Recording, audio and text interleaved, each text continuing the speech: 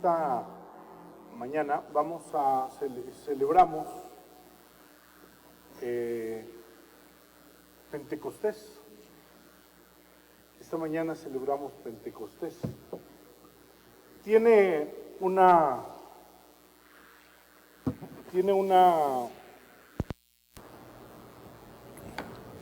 significado muy interesante Pentecostés en la vida de la iglesia, más allá de lo que emocionalmente muchas veces aprendemos de Pentecostés.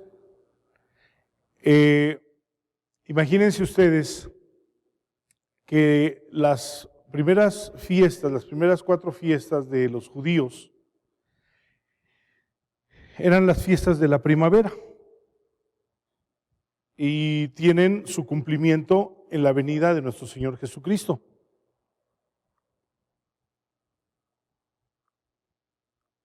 Tienen su cumplimiento en la venida de nuestro Señor Jesucristo, y las últimas 3, que son las fiestas del otoño, tendrán su cumplimiento hasta que el Señor venga por la iglesia.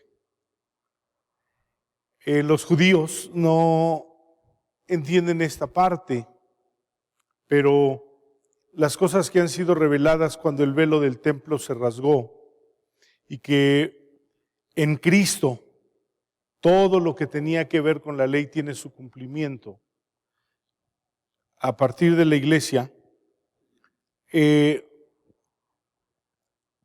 son cosas que Dios ha planeado en su propósito para con la iglesia. En la Pascua, que eran 50 días antes, cuando murió nuestro Señor Jesucristo, se celebraba la Pascua. Y la Pascua era la salida de Israel de Egipto. Y la manera como habían sido librados los primogénitos de Israel con aquella sangre de aquel animal que se había matado, y cuando el ángel pasaba por cada casa para matar a los primogénitos de los egipcios, habría matado también a los primogénitos de los judíos, excepto que aquella indicación de poner sangre en el dintel en la parte alta de la puerta hacía que el ángel pasara por alto. Y la Pascua se celebraba con un sentido de redención. Ese día, cuando se celebraba la Pascua, nuestro Señor Jesucristo pagó por nuestros pecados. Fue llevado a la cruz, derramó su sangre para perdón de nuestros pecados. 2 días después, o al tercer día, se celebraba la fiesta de las gavillas, que no era otra cosa sino que a las 5 de la mañana el judío estaba listo en el templo, llevando las primeras las primeras gavillas, lo más pequeñito de las gavillas, cuando apenas salían de la tierra. Y arrancaba una muestra el judío, y en la fiesta tenía que llevarse el domingo a las 5 de la mañana, y entonces llevaban, y el sacerdote tomaba aquellas gavillas y las mecía. Y aquella mañana, mientras el sacerdote mecía aquellas gavillas, el sepulcro se abría para dar paso a la resurrección de Jesús. Lo que diría el apóstol Pablo: primicias de los que duermen es hecho. El primero que había resucitado era nuestro Señor Jesucristo. Y 50 días después, que por eso es Pentecostés, se celebraba la fiesta de Pentecostés. Y en esa fiesta de Pentecostés ya las gavillas habían crecido lo suficiente, de tal manera que ya se podían arrancar las gavillas para comenzar a hacer el pan. Y entonces las gavillas traían sus primeros frutos. El judío traía sus primeros frutos del campo, iba al campo, arrancaba las gavillas, molía el trigo, lo amasaba, y a diferencia de la ceremonia de la Pascua, que era sin levadura, porque la levadura era un símbolo de pecado, entonces en esa celebración, a diferencia de la Pascua, donde se hacían los panes sin levadura, aquí se le podía poner levadura a los panes. Entonces la levadura se hacía de esta manera, se hacía un poco de masa y se dejaba aparte de tal manera que se echara a perder y que se agriara. Eso generaba algunas bacterias que cuando uno quería hacer pan e inflar el pan bien, entonces amasaba una masa, tomaba un poquito de aquello, lo revolvía con la masa, por eso dice, un poco de levadura leuda toda la masa. Y entonces se impregnaba en toda la masa, se metía el pan a hornear y entonces el pan inflaba porque tenía levadura. En este caso, el pan que se llevaba al sacerdote se le permitía echar levadura y tenía un símbolo. Aquellos símbolos eran 2 panes y esos 2 panes parecían significar 2 pueblos, el gentil y el judío. Ambos tenían pecado y venían a ser parte de un solo cuerpo en Jesucristo. La llegada de Pentecostés a la iglesia o a los primeros discípulos, que entonces les llamaba discípulos, la llegada de Pentecostés vino a constituir la iglesia. Entonces no estaba constituida la iglesia. El Espíritu Santo vino a inaugurar la iglesia y a ser un solo pueblo. Pero tenía levadura, quiere decir que ese pueblo, no obstante, había sido redimido con la sangre del Cordero, era un pueblo que todavía tenía pecado. Y que había una provisión, porque la provisión de Primera de Juan dice, si alguno pecare, abogado tenemos para con el Padre a Jesucristo el justo. Él es la propiciación por nuestros pecados. También diría, si confesamos nuestros pecados, Él es fiel y justo para perdonarnos y la sangre de Cristo su Hijo nos limpia de todo pecado. Y entonces era necesario observar por qué aquel pan tenía levadura. ¿Y qué significaba entonces la levadura? Era la fiesta de los primeros frutos. Entonces venía el judío con sus primeros frutos. Así llegó el Espíritu Santo con sus dones a la iglesia, para enriquecer a la iglesia. Y nosotros leemos en el capítulo 2 del libro de los Hechos, aquel maravilloso momento prometido por nuestro Señor Jesucristo en el capítulo 1 del libro de los Hechos, acerca del Consolador. Y entonces les dice, no se vayan de Jerusalén hacia que haya venido sobre ustedes el Espíritu Santo. Eso era muy importante. Y entonces dice, entonces me serán testigos en Jerusalén, en Judea, en Samaria y hasta lo último de la tierra. Había cosas interesantes que entender en esos pasajes.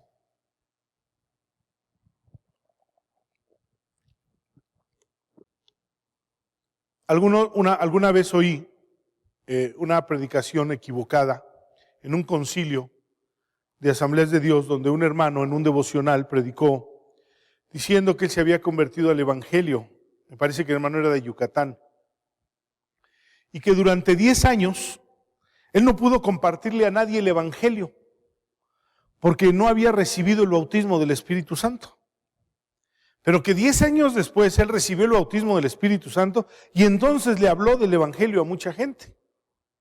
Una mala interpretación. Entre las malas interpretaciones que tenemos pentecostalmente y entre las malas interpretaciones que tienen las iglesias históricas de hacer un lado las manifestaciones del Espíritu Santo, hemos desechado la perfecta, preciosa y enriquecedora obra del Espíritu Santo en la vida de la iglesia. Y entonces, en el capítulo 2 del libro de los Hechos, narra este acontecimiento. Y dice, cuando llegó el día de Pentecostés, estaban todos unánimes juntos. De repente vino del cielo un estruendo como de un viento recio que soplaba, el cual llenó toda la casa donde estaban sentados. Y se les aparecieron lenguas repartidas como de fuego, asentándose sobre cada uno de ellos. Y fueron todos llenos del Espíritu Santo, y comenzaron a hablar en otras lenguas según el Espíritu les daba que hablasen. Moraban entonces en Jerusalén judíos, varones piadosos de todas las naciones bajo el cielo. Y hecho este estruendo, se juntó la multitud y estaban confusos, porque cada uno les oía hablar en su propia lengua y estaban atónitos y maravillados, diciendo: miren, ¿no son galileos todos estos que están hablando? ¿Cómo pues les oímos nosotros hablar cada uno en nuestra lengua en la que hemos nacido?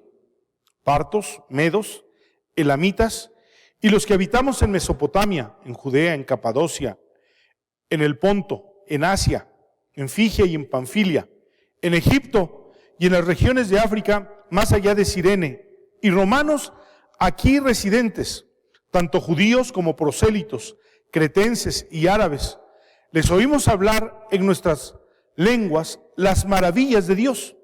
Y estaban todos atónitos y perplejos, diciéndose unos a otros: ¿qué quiere decir esto?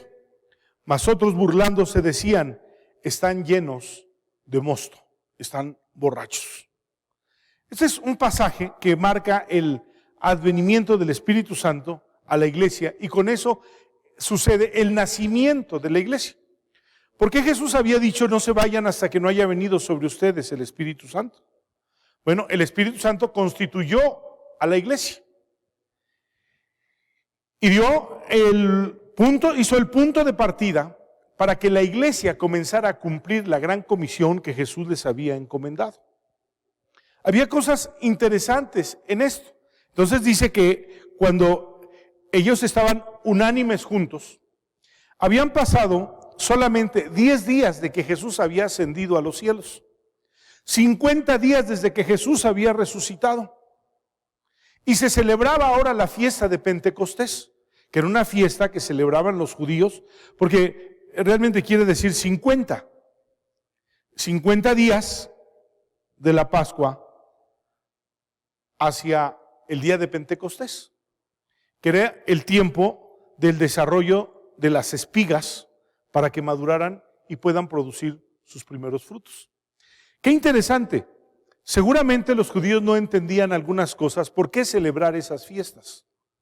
¿Qué implicaban esas fiestas? Indudablemente estaba la celebración del jubileo, que ellos lo entendían perfectamente.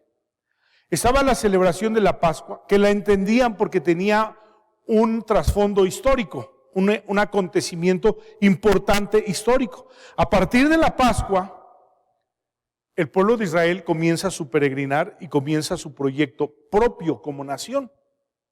Y cada una de las fiestas tenía un significado muy importante para el judío, pero muchas de esas cosas no se entendían en su plenitud. Cuando viene Jesús, Él marca el significado completo, pleno, de aquellas fiestas, y que todo tenía su cumplimiento en Jesucristo. En este caso, Pentecostés era el nacimiento de la iglesia de Cristo. La iglesia como un cuerpo.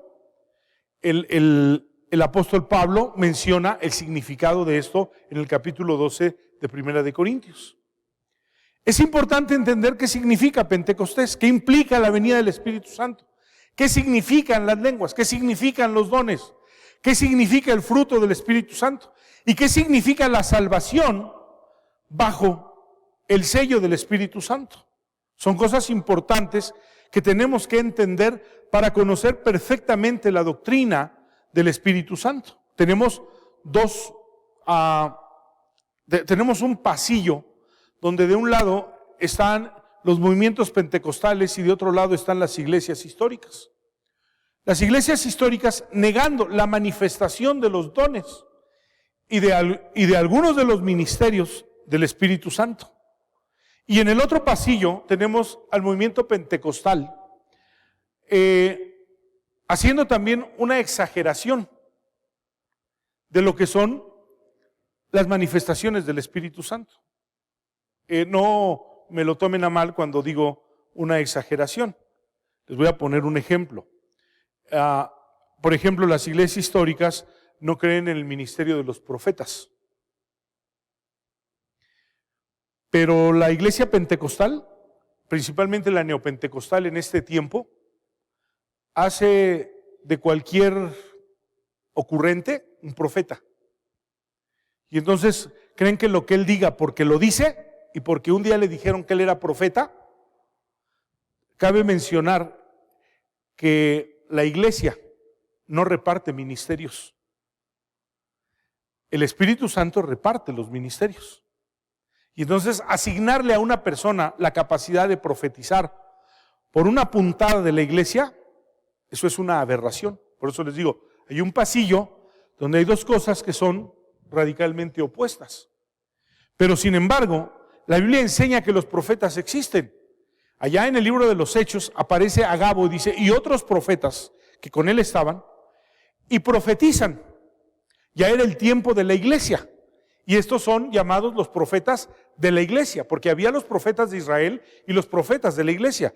Y cuando el apóstol Pablo, en el capítulo 4 de Efesios, habla de los ministerios, menciona a los profetas. Y esos son los profetas de la iglesia. Históricamente ha habido profetas muy respetables de la iglesia.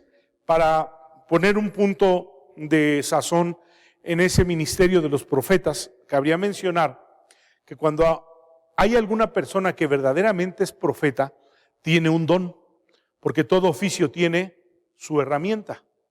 Y el don que tiene un profeta es la palabra de ciencia. Una cosa es el don de profecía y otra cosa es el ministerio de profeta.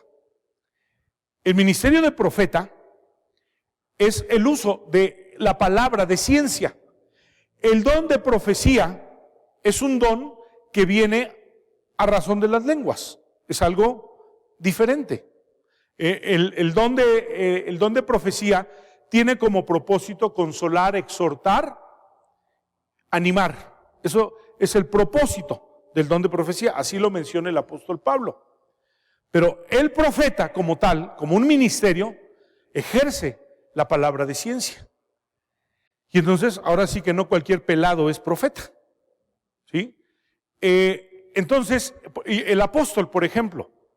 Entonces las iglesias históricas no creen en los apóstoles porque creen que los apóstoles solamente fueron los 13 apóstoles, que fueron los 12 apóstoles de Jesús y el apóstol Pablo. Y que fuera de eso no hay apóstoles. Bueno, en Efesios capítulo 4 el apóstol Pablo vuelve a mencionar a los profetas. Y se menciona también a Bernabé como un profeta, como un apóstol. Como un apóstol. Entonces existen los apóstoles del Cordero y existen los apóstoles de la iglesia. ¿Qué quiere decir la palabra apóstol? ¿Por qué los discípulos de Jesús, una vez que Jesús asciende y cuando viene Pentecostés, porque fue a partir de Pentecostés, se convierten en apóstoles? ¿Qué sucedió para que fueran de discípulos a apóstoles? ¿Subieron de grado? ¿La jerarquía se elevó? No, de ninguna manera. La palabra apóstol viene de una raíz que es apóstolos y literalmente quiere decir enviado. Un misionero, un pionero de la obra, es un enviado y es un apóstol. No es una jerarquía, no hay jerarquías, es un ministerio. Pero por un lado negándolos y por otro lado el movimiento neopentecostal trayendo gente engreída, diciendo que son apóstoles y que porque son apóstoles tienen una mayor jerarquía y tienen privilegios por el hecho de ser apóstoles. Una aberración. La palabra de Dios enseña que hay los apóstoles de la iglesia y la palabra apóstolos quiere decir uno que es enviado. Y las iglesias permanentemente enviamos personas que prediquen el evangelio, que abran un trabajo nuevo. Y a eso se refiere la palabra apóstol. Y es por eso que tenemos esa gran desorientación respecto a lo que es Pentecostés y lo que es verdaderamente la manifestación del Espíritu Santo. Entonces el pasaje dice que cuando ellos estaban reunidos, estaban todos juntos como Jesús les había mandado en un aposento. Se cree que ese lugar era de José de Arimatea y que ahí se había celebrado también la Pascua, en ese mismo lugar. Allí estaban reunidos, dice. Y de repente vino del cielo un estruendo, como un viento recio que soplaba, el cual llenó toda la casa donde estaban sentados, y se les aparecieron lenguas repartidas como de fuego, asentándose sobre cada uno de ellos. es interesante. Aquí hay tres manifestaciones maravillosas del Espíritu Santo. Primero, el viento recio, como un estruendo que sopló y llenó toda la casa, invadió toda la casa. No debemos temerle a las manifestaciones divinas. A lo que le debemos de temer es a las manifestaciones humanas. Cáete, ríete, vomítate. Esas son manifestaciones humanas, no son del Espíritu de Dios. No hay un contexto en la Biblia donde eso se justifique. La danza, todas esas cosas que han sucedido alrededor de la iglesia, que son manifestaciones humanas, de gente que quiere añadir a la iglesia novedades en la doctrina, pero que no son del Espíritu de Dios. No confundamos las cosas. Cuando uno va al mar y aquellas personas que les gusta esquiar en el mar y se ponen o surfear más bien en el mar, esperan una gran ola. Y ellos saben cuando viene la mejor ola y cuando van a engancharse a una ola. Y saben cuando esa ola los va a impulsar para poder ejercitar perfectamente o practicar el surfeo. Pero esas olas están predeterminadas por las leyes de Dios. Dios las produce.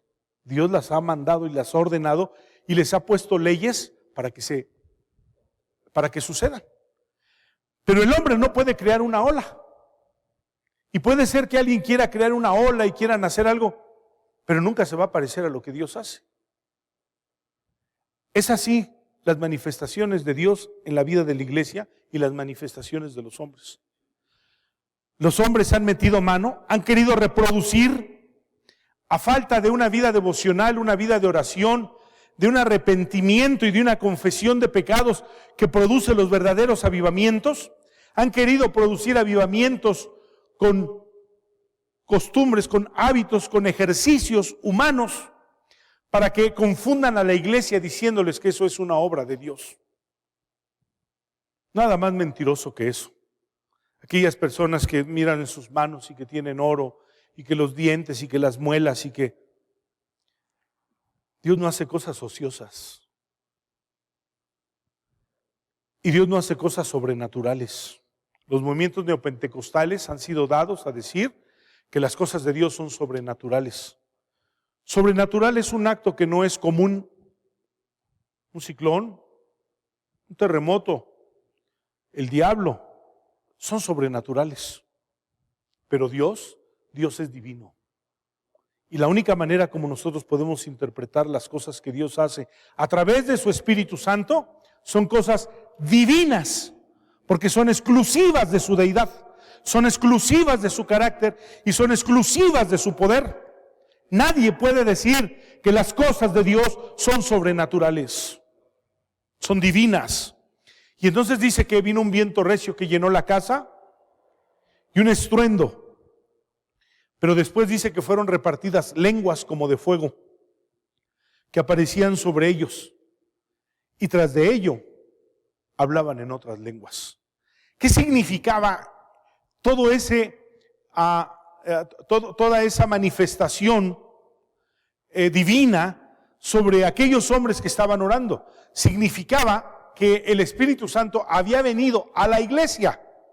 Anteriormente el Espíritu Santo venía en el Antiguo Testamento sobre una persona y después de que venía sobre ella se iba. Vino el Espíritu de Dios sobre Saúl, vino el Espíritu de Dios sobre Elías, vino el Espíritu de Dios sobre David, vino el Espíritu de Dios sobre mucha gente. Y después de que había una obra divina en ellos, porque esa era la característica que sucedía, no venían cosas sobrenaturales, venían cosas divinas. Sucedían cosas divinas en ellos, que solo el poder de Dios, que solo la manifestación de Dios puede generar en una persona, pero después el Espíritu se iba. Jesús nos promete, allá hacia el capítulo 16 del Evangelio de Juan, nos promete al Consolador. Utiliza la palabra Paracleto, uno que estará permanentemente con nosotros, para ayudarnos, para hacer nuestra ayuda. Esa palabra, Paracletos, es muy importante porque el que me ayuda, el que me sostiene, el que me guía, el que me convence, es el Espíritu Santo. Él permanece en mí. Ayer uno de los jóvenes me preguntaba, ¿cómo puede uno estar seguro de su salvación? En primer lugar, es una obra de fe. Si hacemos lo que la Biblia dice que hagamos, reconocer nuestro pecado, confesarlo y tomar la decisión de obedecer a Jesús, somos salvos. Y si lo hacemos, es un hecho que ya somos salvos. Es una acción de fe. Pero una evidencia de nuestra salvación es el Espíritu Santo en nuestra vida. Nosotros podíamos vivir nuestra vida licenciosamente sin ningún problema. No teníamos ningún remordimiento. Nada nos acusaba. Pero sucede que llegamos al Evangelio y el primer día que algo que no debimos hacer, lo hacemos, aparece inmediatamente un sentimiento de culpa, una necesidad de pedirle perdón a Dios, de arrepentimiento, que nos lleva hacia Dios para confesar nuestros pecados, porque el Espíritu Santo, mi Paracleto, mi ayuda, ha venido a mi vida para ayudarme en mi vida, en este mundo. Y entonces a eso vino el Espíritu Santo. Pero tiene estas manifestaciones.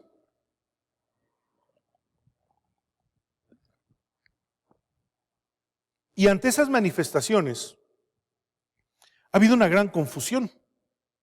Digamos, los primeros días de la iglesia, los primeros años de la iglesia primitiva, se acostumbraba a decirle a la gente, no ha sido bautizado con el Espíritu Santo, oraban por él y venía y hablaban en lenguas. Pero es un hecho que se rompe a partir del capítulo 10 y ya no vuelve a suceder. ¿Por qué sucedía y por qué se hablaba en lenguas? Recibir el Espíritu Santo tiene que ser con lenguas. ¿Una persona que no habla en lenguas no tiene al Espíritu Santo? Es una pregunta. Evidentemente no. Las lenguas, como las lenguas repartidas como de fuego, y las lenguas en las que hablaban, eran una evidencia para la iglesia. Vino ya el Espíritu Santo. El Espíritu Santo ya está entre ustedes. Tiene un acontecimiento sobrenatural, esa manifestación también. El apóstol Pedro predica el más grande sermón que se ha predicado en la historia del Evangelio, o uno de los más grandes sermones en la historia del Evangelio. ¿Quién era Pedro? Era un hombre corriente, era un hombre vulgar, era un hombre sin estudios. Les recuerdo que había dos escuelas que tenían los judíos en los tiempos de Jesús que se conservan hasta el día de hoy. La primera escuela era que los niños eran llevados a la casa del libro.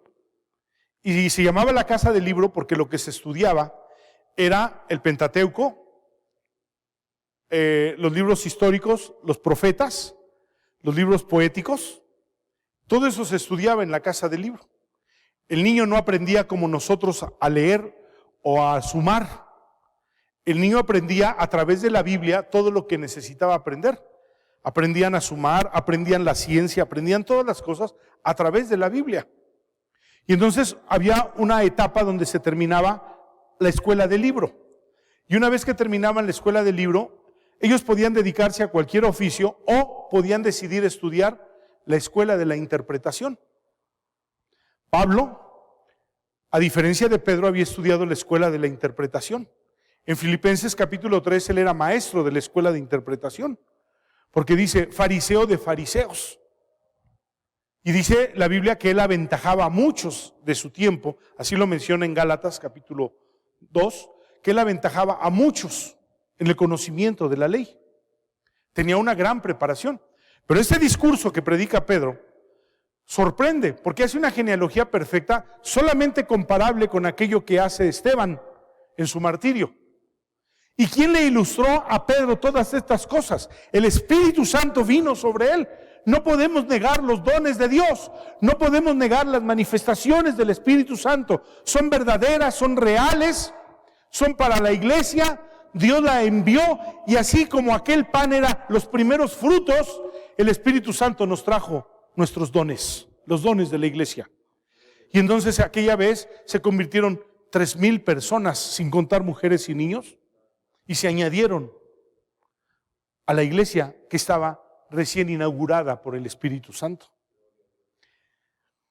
¿Por qué decir que hablar en lenguas no es recibir el Espíritu Santo? Porque en el capítulo 12 de 1 Corintios, en el versículo 13, el apóstol Pablo hace esta precisión que es muy importante. Capítulo 12 debe de ser un punto de referencia de la doctrina del Espíritu Santo. Y entonces él dice, porque por un solo Espíritu fuimos todos bautizados en un cuerpo. Todos. Y aquí da razón de qué significa el bautismo del Espíritu Santo, que es imperceptible, pero sucede el día que nosotros entramos en una relación con Dios a través de Jesucristo. Él viene a nosotros, no lo percibimos, pero Él viene a nosotros, Él lo prometió. Nuestra relación con Dios no es por sentimientos, es por fe. Y si la palabra lo dice, lo debemos de creer. Y entonces Él dice, porque por un solo Espíritu fuimos todos bautizados en un cuerpo, sean judíos o griegos, sean esclavos o libres, y a todos se nos dio a beber de un mismo Espíritu. Pero dice, a todos. Y fuimos bautizados, aquí habla el propósito del bautismo del Espíritu Santo, ser identificados como un solo cuerpo. ¿Por qué viene el Espíritu Santo sobre los creyentes? Porque nos constituye la iglesia de Dios, la iglesia de Cristo, y algo que nos hace común a todos, como Israel hizo común a los que andaban en el desierto, dice que la nube, todos estaban bajo una misma nube, bajo una misma llama de fuego, todos bebían de la misma roca, dice. Pues nosotros todos participamos del mismo Espíritu. No son las lenguas el bautismo del Espíritu Santo. El bautismo del Espíritu Santo sucede a todo creyente que entra en una relación con Dios a partir del momento que se constituye como hijo de Dios. El capítulo 1 de Efesios, es muy interesante porque también habla de la participación que tiene la Trinidad en el creyente. Y entonces dice que el Padre nos eligió, el Hijo nos redimió y el Espíritu Santo nos selló.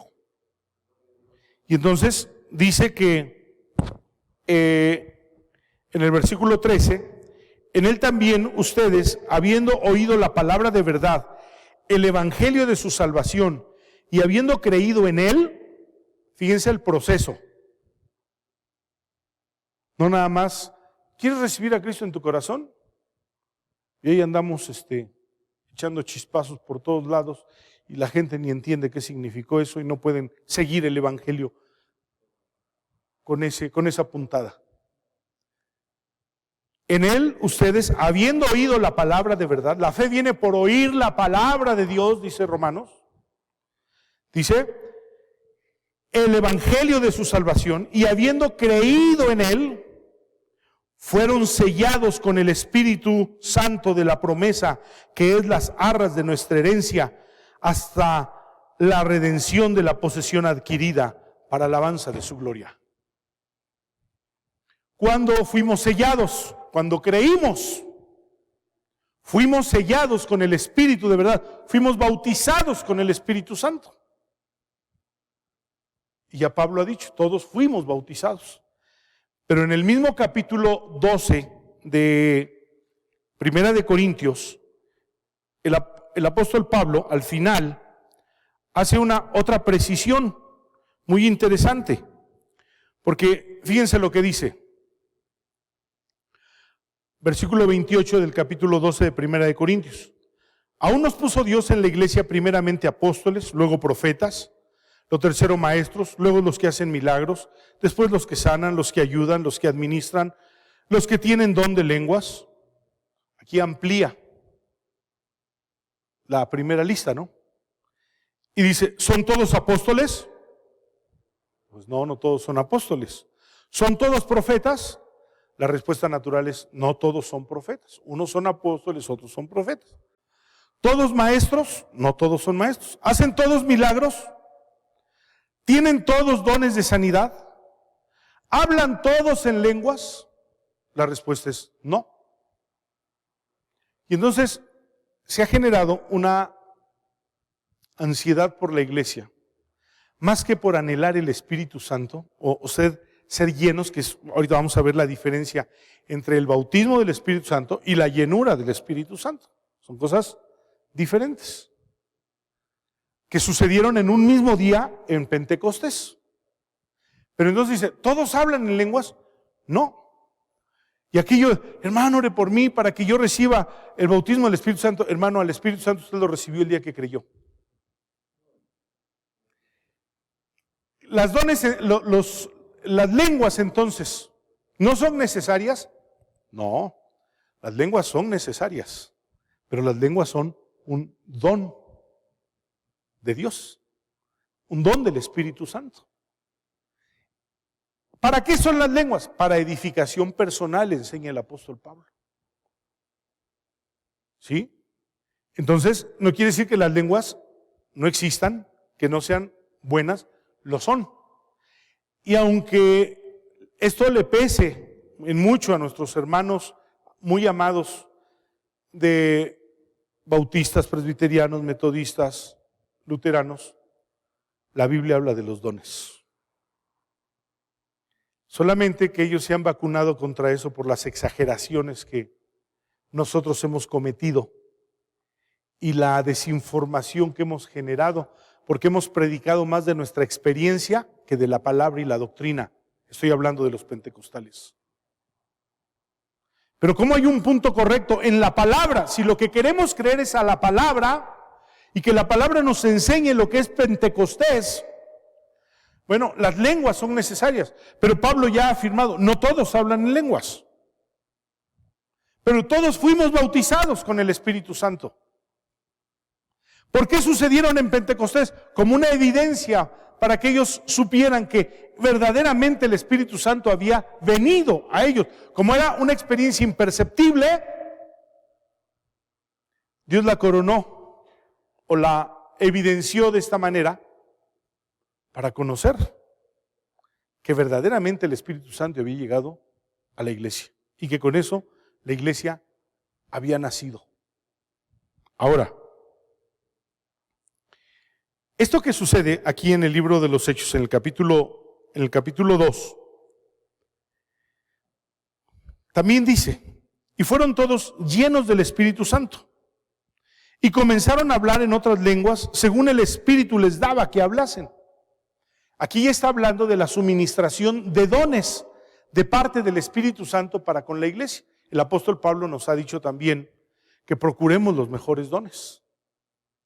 Es decir, ¿un don hay que procurarlo? Sí. Y entonces, por ejemplo, él invita a que el de profecía que edifica a la iglesia sea procurado por la iglesia. Que procuremos los mejores dones. Y entonces él hace una diferencia entre las lenguas y la profecía. Y la diferencia que hace el apóstol Pablo en esto es que la profecía edifica a la iglesia y las lenguas nos edifican personalmente. No quiere decir que haya que desechar las lenguas. Pero aquí ya hay un repartimiento de dones del Espíritu Santo porque dice, según el Espíritu les daba que hablasen. Ahora, fueron llenos del Espíritu Santo. En Gálatas, el apóstol Pablo tiene una enseñanza muy bella en el capítulo 5 de los Gálatas. Allí nos anima a que seamos llenos del Espíritu Santo. ¿Cómo es lleno un creyente del Espíritu Santo? Cuando somete su vida a obedecer a Dios en todas las cosas. No porque su obediencia sea perfecta, pero su intención, su conciencia y su motivación es obedecer en todas las cosas a Dios. Es algo que debe de suceder en el corazón de todo creyente. No soy perfecto, no soy infalible. Por eso aquellos panes tenían levadura. Pero mi motivación es siempre obedecer al Espíritu Santo. Y entonces seamos guiados por el Espíritu Santo, que obedezcamos al Espíritu Santo, que nos sometamos al Espíritu Santo. Esa parte habla de una llenura del Espíritu Santo. y da una consecuencia esa llenura del Espíritu Santo. La consecuencia viene inmediatamente en el versículo 22 del capítulo 5. Mas el fruto del Espíritu Santo, y entonces habla y detalla el fruto del Espíritu Santo. No está hablando en el plural, no dice frutos. Está hablando en el singular, el fruto del Espíritu Santo. Si nuestra experiencia con el Espíritu de Dios, nuestra obediencia y nuestra sujeción al Espíritu de Dios, tiene un fruto de consecuencia. Hay dos cosas hermosas en esto. Aquellos frutos que eran presentados en el día de Pentecostés, aquellas cosechas que eran presentadas en el día de Pentecostés, simbolizaban las cosas divinas que el Espíritu Santo traería para la iglesia. Algo que distingue a la iglesia, que es el cuerpo de Cristo. Jesús dijo un día, mayores cosas que las que yo hago, ustedes harán en mi nombre. Jesús levantó muertos, calmó una tempestad, alimentó a 5,000 personas, a 3,000 personas, resucitó a Lázaro, sanó a los leprosos, hizo cosas maravillosas. Pero también su palabra era prodigiosa. Tanto que Pedro un día dijo, ¿a quién iremos si solo tú tienes palabras de vida eterna? Su palabra era prodigiosa, su palabra era venida del cielo. El cielo había venido con él y el Espíritu Santo nos trajo a Cristo del cielo, nos lo trajo a la iglesia y lo repartió a la iglesia, porque Jesús dijo, el Espíritu les dará de lo mío. Y la obra del Espíritu Santo es suministrar a Cristo en la vida de la iglesia y llevar al creyente a la semejanza con Cristo. Y entonces cuando Pablo habla acerca de que seamos llenos del Espíritu Santo, que obedezcamos al Espíritu Santo, tiene como una consecuencia tener el fruto del Espíritu Santo. ¿Y qué es el fruto del Espíritu Santo? Son tesoros y virtudes divinas de la deidad de Dios en nosotros. La paz. Mi paz les dejo, mi paz les doy, no como el mundo la da, yo se las doy. El gozo. Y cada uno de los elementos de ese fruto, de las partes de ese fruto, porque son partes de un todo. La deidad contiene todo eso en su carácter.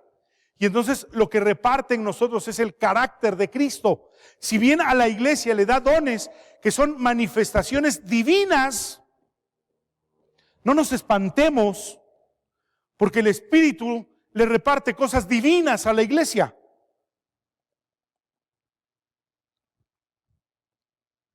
Pues son cosas divinas las manifestaciones de los dones, como son cosas divinas el fruto del Espíritu Santo.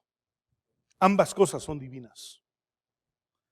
Y nos espantamos porque los milagros, nos espantamos por las sanidades, nos espantamos por la palabra de ciencia que predice los tiempos. Pero predicamos el amor, la paz, la benignidad, la templanza. No. Los dones son manifestaciones divinas para la iglesia como cuerpo y el fruto del Espíritu Santo es la manifestación divina en la iglesia, en lo personal y en lo particular, como creyentes. Esa es la manifestación del Espíritu Santo. ¿A qué vino el Espíritu Santo? ¿Por qué se quedó el Espíritu Santo? Porque lo necesitábamos. Porque la iglesia no habría sobrevivido a su fe. Porque no habríamos sido convencidos de pecado. Porque no habríamos sido convencidos a la verdad. Porque la palabra de Dios no nos habría sido revelada. Y aquella revelación que Pedro recibió del Espíritu Santo se parecía a aquellas cosas que aquel hombre de Galilea había predicado y había enseñado en su sermón de la montaña. Eran igualmente divinas, porque era Cristo obrando en la iglesia. ¿Por qué desestimar los dones del Espíritu Santo? Si son las manifestaciones que Dios decidió dar, regalar, con las que decidió dotar a la iglesia, para que la iglesia tuviera esa participación. de las manifestaciones divinas. Si Jesús, que no vino a eso, no vino a predicar el evangelio, vino y enseñó las reglas del reino, las leyes del reino, pero Él vino a morir por nosotros. Aquellos milagros maravillosos que sucedieron eran un testimonio de su deidad y eran un testimonio de que Dios estaba con Él. Pero Él vino a morir. Pero a la iglesia le delegó a través del Espíritu Santo las manifestaciones divinas. Y Jesús entonces dice: mayores cosas que las que yo hago, ustedes harán. Es terrible, es deprimente, es frustrante que un creyente viva esperando hablar en lenguas para que crea que tiene el Espíritu Santo. Pero es igualmente frustrante no creer que los dones son para la iglesia. Y yo utilizaría una palabra más dura, es castrante, porque no hay fruto cuando nosotros negamos la evidencia de las manifestaciones del Espíritu Santo. Fundados en lo que en el capítulo 13 de 1 de Corintios dice, cuando dice: cesarán las lenguas, cesarán las profecías. Entonces, aunque la Biblia no diga que han cesado, ellos dicen: es que ya cesaron. No, dice cesarán. ¿Y cuándo cesarán? El mismo capítulo lo precisa: cuando venga lo perfecto. Ya no habrá fe. Quienes se han adelantado a estar con el Señor ya no necesitan la fe, ya tienen la realidad de su fe, ya no necesitan la oración, están cara a cara con su Salvador. Entonces, por eso Pablo dice: cuando venga lo perfecto, se acabará. Pero el Espíritu Santo acompañará a la iglesia todo el tiempo del peregrinar de la iglesia en el mundo. Todo el tiempo. Él acompañará a la iglesia. Él no se irá de la iglesia. Y por ello nosotros somos convencidos de pecado. Por ello nosotros somos conducidos al arrepentimiento. Por eso nosotros somos llevados a la confesión. Porque el Espíritu Santo que nos habita está hablándonos. Y el apóstol Pablo entonces tiene una enseñanza muy bonita cuando dice que el Espíritu intercede por nosotros con gemidos indecibles. Y hay una confusión, porque también la Biblia dice que Cristo intercede está sentado a la diestra del Padre, intercediendo por nosotros. El Espíritu intercede por nosotros, exhortándonos, tratándonos de convencer, llevándonos al arrepentimiento. Y Jesús intercede ante el Padre cuando nosotros confesamos nuestro pecado diciendo: yo he pagado por él. Pero el Espíritu tiene una acción hacia la iglesia, hacia el creyente, para llevar al creyente de vuelta a su comunión con Dios. Y entonces dice aquí: y comenzaron a hablar en otras lenguas según el Espíritu les daba que hablase. Moraban entonces en Jerusalén judíos, varones piadosos de todas las naciones bajo el cielo. Y hecho este estruendo, se juntó la multitud y estaban confusos, porque cada uno les oía hablar en su propia lengua. Y estaban atónitos y maravillados, diciendo: miren, ¿no son estos galileos estos que hablan? ¿Cómo pues les oímos hablar cada uno en nuestra lengua en la que hemos nacido? Y entonces habla de toda la gente de diferentes partes del mundo conocido en aquel tiempo, que estaban allí porque venían a celebrar las fiestas y se quedaban un tiempo celebrando las fiestas. Eran entonces judíos, como lo menciona incluso aquí mismo, dice que eran tanto residentes como, residentes que venían por un tiempo, como convertidos. Utiliza la palabra prosélitos, que esa es la palabra que se usa para uno convertido al judaísmo. Y ellos dieron testimonio de la verdad, de la realidad, de la divinidad de las manifestaciones del Espíritu Santo en aquellos hombres que estaban reunidos orando. el Espíritu Santo puede producir en la iglesia manifestaciones que hagan maravillar al mundo que Dios está entre nosotros. El Espíritu Santo quiere manifestarse en la vida de la iglesia de tal manera que el mundo se maraville, porque dice que ellos hablaban de las maravillas de Dios. Necesitamos al Espíritu Santo. No podemos prescindir de la presencia, pero tampoco de la manifestación. Porque de un lado hemos hecho creer que el Espíritu Santo está presente, pero no es manifiesto. Y por el otro lado, hemos hecho creer que nosotros podemos producir las manifestaciones del Espíritu Santo. Y ni una ni otra cosa son correctas. La realidad y la verdad de la palabra de Dios nos dice que la iglesia necesita el Espíritu Santo y que el mundo necesita ver las maravillas de Dios. No necesita ver lo sobrenatural, necesita ver lo divino, dando testimonio del Espíritu Santo. Aquella gente dio testimonio del Espíritu Santo. Y cuando Pedro se puso en pie para explicar lo que estaba pasando y dar testimonio de la fe en Jesucristo, 3,000 personas se convirtieron. Pero también nosotros necesitamos probar la divinidad del Espíritu Santo en nuestra vida y en nuestro carácter a través del fruto del Espíritu Santo. ¿Será posible que hayamos dejado de probar la divinidad de Dios en nuestra vida, en el fruto del Espíritu Santo, porque no obedecemos, no vivimos y no caminamos bajo la autoridad del Espíritu Santo? Porque no vivimos obedeciendo a Dios en todas las cosas. ¿Será posible que por ello hayamos dejado